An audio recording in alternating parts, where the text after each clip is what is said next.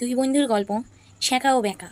দুজনে গেছিলাম ছ্যাঁকা ও ব্যাকা মিলে ডানার সাথে করতে দেখা। প্রত্যেকটা মানুষের যে ডানা গজিয়েছে সেটা বহিঃপ্রকাশ নিয়েছে একমাত্র বাসজনির শপিং মলের দ্বারাই। তারপর 2.0 সিনেমার পাক্ষি সিনেমার অক্ষয় কুমারের ডানা দুটো খুলে লাগানো হয়েছে আমাদের বাসজনির শপিং মলের সামনে সামনে সামনে। আমার বন্ধু 20 কেজি ওজনের বডিতে 500 কেজি ওজনের ডানা লাগিয়ে ডানার সামনে গিয়ে নিজেকে ডানা কাটা ছুরি ভেবে কয়েকটা সোয়াগ দিয়ে ফটো তুলে নিল। ডানা কাটা পড়ি, আমি ডানা কাটা পড়ি।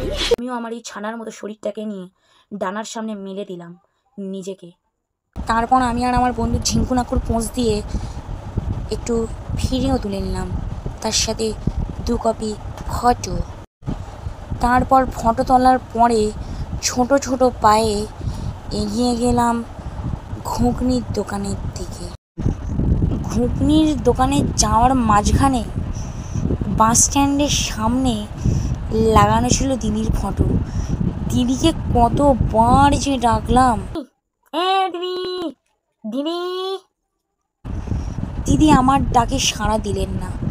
সেই মনের দুঃখে আমি আবারও ঘুগনির জন্য এগিয়ে গেলাম।